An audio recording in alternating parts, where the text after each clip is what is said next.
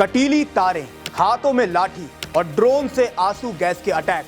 जब पहली बार ये नजारा देखा, लगा किसी बड़े दुश्मन ने देश पर हमला कर दिया है। शायद कोई इमरजेंसी टाइप वाली सिचुएशन बन चुकी है, तभी तो इतनी तैयारी की जा रही है। लेकिन फिर हम दूसरी तरफ गए, बड़े ध्यान से देखा। हमें ना कोई आतंकवादी दिखे, ना कोई दुश्मन दिखे। हाँ, अपने देश के किसान नजर आए, वही जिन्हें आप अंग्रेजी में फार्मर्स बोलते हैं और इज्जत वाली भाषा में देश का अन्नदाता। ये किसान दिल्ली आना चाहते हैं, कुछ डिमांड है इनकी, लेकिन राजधानी के रास्ते बंद कर दिए गए हैं। बड़ा बड़ा लिखा है, नो एंट्री।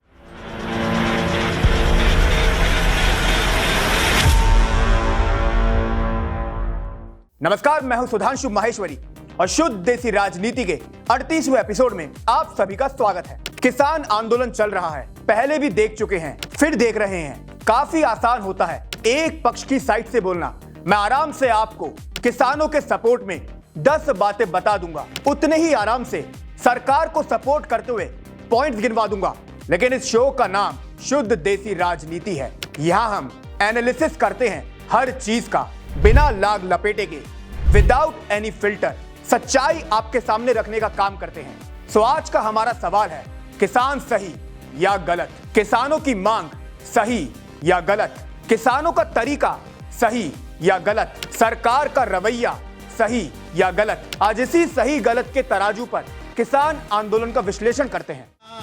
देखे जरा किसमें कितना है दम। किसानों की सबसे बड़ी डिमांड क्या है? हमें एमएसपी पर कानून बनाकर दीजिए। वैसे तो 22 फसलों पर पहले से ही एमएसपी मिल रही है, लेकिन कानून अगर बन गया तो किसानों को हर सिचुएशन में एमएसपी वाला रेट मिलेगा। इसके ऊपर उस एमएसपी को संसद का सुरक्षा कवच मिल जाएगा। सरकार अपने मन मुताबिक एमएसपी खत्म नहीं कर पाएगी। लेकिन एक सीधा सवाल तो मन में आता ही है, अगर सरकार ने हर फसल पर एमएसपी दे दी तो कितनी टोटल कॉस्ट आएगी? अब बिल्कुल एक्यूरेट होने का दावा नहीं करते, लेकिन एक सिंपल पिक्चर आपके सामने रखने की कोशिश करते हैं। साल 2019 और 2020 का एक आंकड़ा है। वो आंकड़ा कहता है एमएसपी वाली जितनी फसलें हैं उसका कुल उत्पादन 10.78 लाख करोड़ रुपए है। लेकिन इसका मतलब ये नहीं कि सरकार को अपनी जेब से ये सारा पैसा खर्च करना पड़ेगा। यहाँ 2 पॉइंट्स समझने लायक हैं।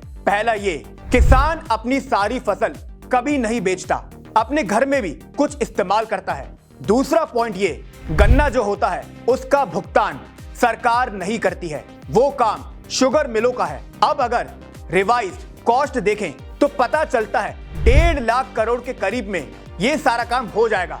हम ऐसा इसलिए कह रहे हैं कि सरकार सारी फसलों को नहीं खरीदेगी। वो तो अगर 1/3 फसल भी खरीद ले, मार्केट रेट ऊपर चला जाएगा एंड किसान उस रेट पर फसल बेच देगा। सो 10 लाख करोड़ वाला लॉजिक ज्यादा दम नहीं रखता है। थोड़ा ज्यादा फिल्मी हो गया। खैर, आगे बढ़ते हैं। ये जो आंकड़े हमने आपके सामने रखे, इससे साबित होता है कि एमएसपी पर कानूनी guarantee is a feasible option. किसान कोई बहुत बड़ी डिमांड नहीं कर रहे हैं, लेकिन इसका एक सेकंड एंगल भी है। मान लीजिए अगर सरकार अपने प्रेजेंट इंफ्रास्ट्रक्चर को दुरुस्त कर ले, अगर मंडियों में समय रहते किसान की फसल बिक जाए, तब भी काम बन सकता है। अभी हो क्या रहा है, सरकार एमएसपी तो दे रही है, लेकिन उसका बेनिफिट बहुत छोटी पॉपुलेशन को मिल रहा है। इसी वजह से किसान नाराज हैं। कई बार तो उनकी फसलें तक सड़ जाती हैं। तो बस इतना ठीक कर दीजिए, शायद ये कानूनी गारंटी वाला झमेला खत्म हो जाएगा। मैं नहीं मानता। वैसे किसान तो एक और मांग कर रहे हैं, हमारा सारा कर्ज माफ कर दिया जाए। अब इस डिमांड में जरूर खेल है, इसे लेकर ज्यादा इफ एंड बट्स हैं। आप जानते हैं देश में हर किसान पर कितना कर्ज है? एवरेज निकालें तो हर किसान पर करीब 1.35 लाख का कर्ज चल रहा है। अब अगर सरकार कर्ज माफ कर देगी, ये इमीडिएट रिलीफ है, लेकिन ये गारंटी नहीं देता कि फिर किसानों पर कर्ज नहीं चढ़ेगा। इसी वजह से this is not the best option. बड़ी बात यह भी है, एक को राहत देने के लिए पूरे बैंकिंग सेक्टर को क्यों कुर्बान करना चाहते हैं?